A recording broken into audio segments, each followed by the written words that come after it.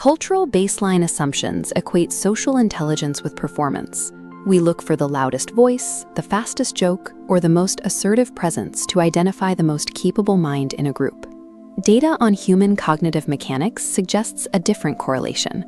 High processing capacity often exists in inverse proportion to verbal output volume. This creates an observable gap. While one individual appears quiet, their internal system absorbs and organizes vast amounts of information.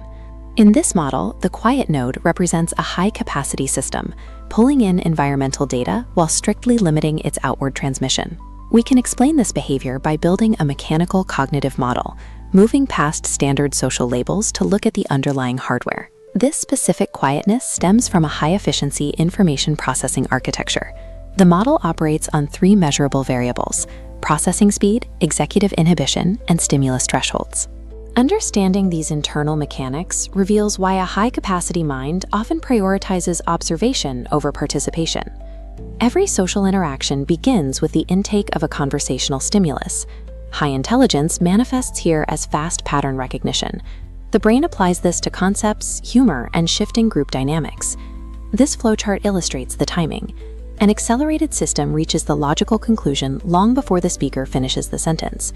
The conceptual mapping phase finishes well ahead of the baseline speed.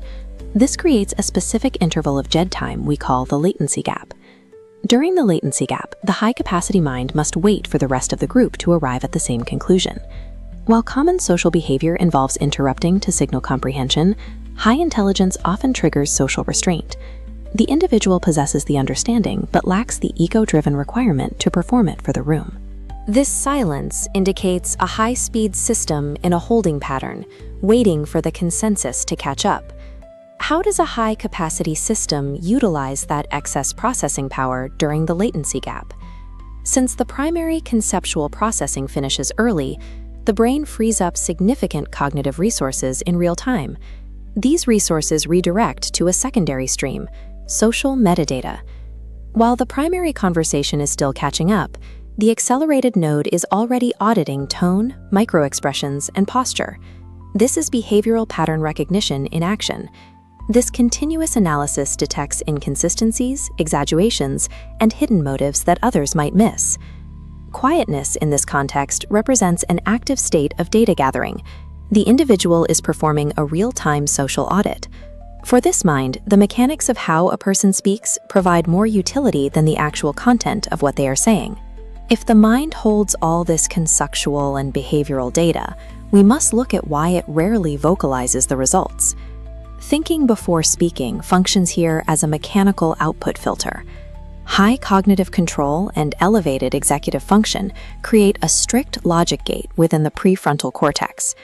This gate captures raw, reactionary data packets and subjects them to a circular evaluation loop. Only highly refined, precise information passes to the vocal output stage. The system intercepts its own impulses, conducting an internal audit of every potential statement. The audit measures utility, precision, and necessity of the communication. This differs from standard communication, where individuals often use speech to process thoughts externally or fill silence. High internal inhibition results in communication that is deliberate and sparse. This silence is the byproduct of a robust filter that refuses to output unnecessary data. These mechanics result in a subjective feeling of being out of sync with a group. This stems from the clash of divergent cognitive styles and differing stimulus thresholds. A high-engagement cognitive system requires high-caliber data to maintain its optimal state. When we layer the requirements of a complex mind over the slow frequency of standard small talk, we see a structural mismatch. The empty space between these two waves represents a stimulation deficit. Repetitive, low-complexity inputs fail to meet the minimum threshold of the high-frequency system. The resulting boredom is a mechanical response. The cognitive system is experiencing a data deficit and begins to power down. The feeling of being mentally different is the friction generated when two divergent processing frequencies occupy the same space.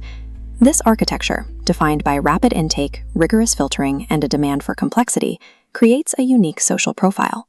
It is the reality of operating at a different processing frequency.